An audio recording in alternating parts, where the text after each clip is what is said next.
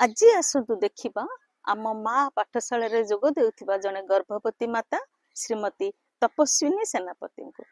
ଶ୍ରୀମତୀ ତପସ୍ୱିନୀ ସେନାପତି ମା ପାଠଶାଳାରେ ଯୋଗ ଦେଇ ଶିଖାଯାଉଥିବା ସଂସ୍କାର, ଶିକ୍ଷା, ଆଦର୍ଶ ଦିନଚର୍ଯ୍ୟା, ଯୋଗ, ପ୍ରାଣାୟାମ, ଆସନ, ମୁଦ୍ରା ଆଦିକୁ ଉଚିତ ରୂପେ ପାଳନ କରି ନିଜର ଶିଶୁକୁ ଦେବ ଶିଶୁ କରି ଗଢି ତୋଳିବାର ଏକ ସଂକଳ୍ପରେ ସାଧନାରେ ନିରତ ଥିବା ଜଣେ ମା।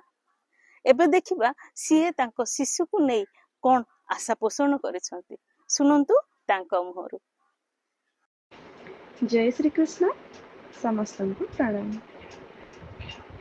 ମୋ ଗର୍ଭରେ ବଢୁଥିବା ହେ ଦିବ୍ୟ ସତ୍ତା, ତୁମେ ମୋର ସନ୍ତାନ, ମୁଁ ତୁମର ମାତା। ତୁମେ ସିନା ଜନ୍ମିନାହ ଏବେ ସଂସାରେ, ମନ ଆମ ଉତ୍ସୁକ ତୁମ ସ୍ୱାଗତରେ।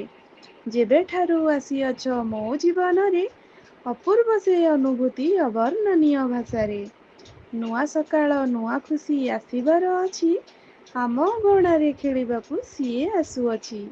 ତେଜସ୍ୱୀ ହୋଇବ ତୁମେ ଆଦିତ୍ୟଙ୍କ ପରି, ନିର୍ମଳ ଉଜ୍ଜ୍ୱଳ ହେବ ଚନ୍ଦ୍ରାଲୋକ ପରି। ନିଷ୍ପାପ କୋମଳ ମନ ହୋଇବ ତୁମରି, ବୀର ସାହସୀ ତଥା ପରୋପକାରୀ।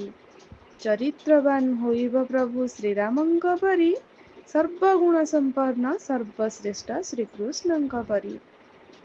ମାତୃତ୍ୱର ସେହି ସର୍ବଶ୍ରେଷ୍ଠ ଅନୁଭୂତି, ହେ ମୋର ଦିବ୍ୟ ସନ୍ତାନ ତୁମଠୁ ପାଇବି। ସମସ୍ତଙ୍କର ଅତି ପ୍ରିୟ ତୁମେ ଗେହ୍ଲାନନ୍ଦନ ସିନା, ମୋ ପାଇଁ ତୁମେ ଯେପରି ଯଶୋଦାର କାହ୍ନା। ବାସ୍ କିଛି ମାସ ପାଇଁ ତୁମେ ବାସ୍ତବତା ଠାରୁ ଦୂର, କିନ୍ତୁ ଅତି ଶୀଘ୍ର ତୁମେ ଜନ୍ମ ନେବ ମୋ କଳ୍ପନାର କୁନି ଧୀର।